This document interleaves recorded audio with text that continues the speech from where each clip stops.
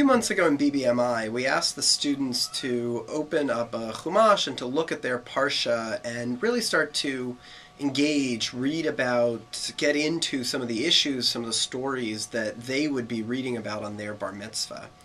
And I remember looking around the room and seeing kids taking sides in the conflict between Jacob and Esau, diving into the parting of the Red Sea.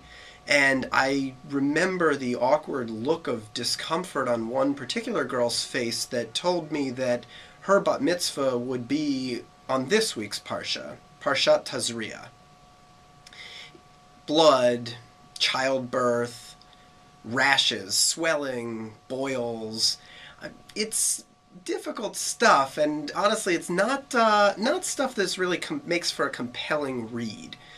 Modern scholars have spent a lot of time trying to explain what is it about the book of Leviticus with this preoccupation with all things of the body. And while we could adopt, as Mary Douglas suggests in her 1966 book Purity and Danger, the idea that this reflects an ancient taboo system, some ancient system of social order that was meant to structure the Israelite society, it doesn't help us understand why we every year come back to these chapters of the book of Leviticus and read them in our synagogue.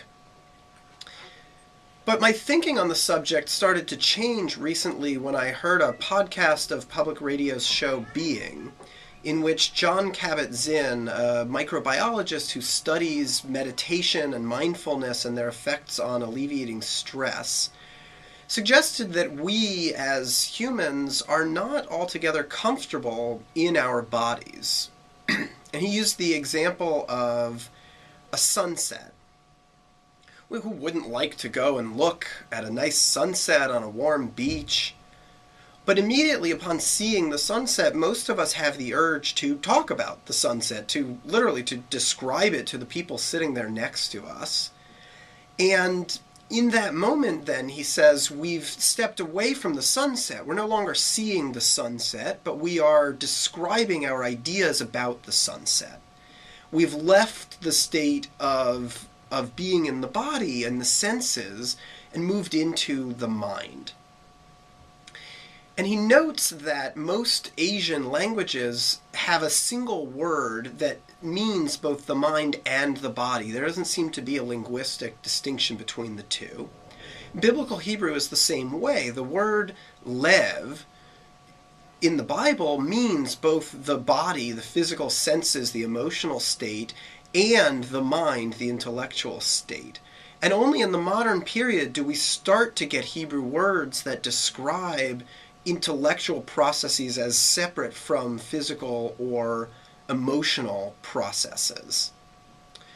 This is important because we live in a time when we're surrounded by so much information, by so much stimulus, by so many things that draw us away from our bodies and push us into the intellectual part of our lives, the intellectual part of our being, that I think these parshiot, particularly this week, Tazria, offers us a chance to focus in on, yes, we have a body.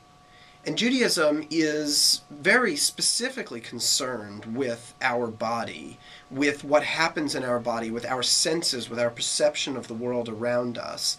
And hopefully through reading these chapters, strange and awkward as they may be, we can gain the consciousness to also strive to live in our bodies and our minds at the same time.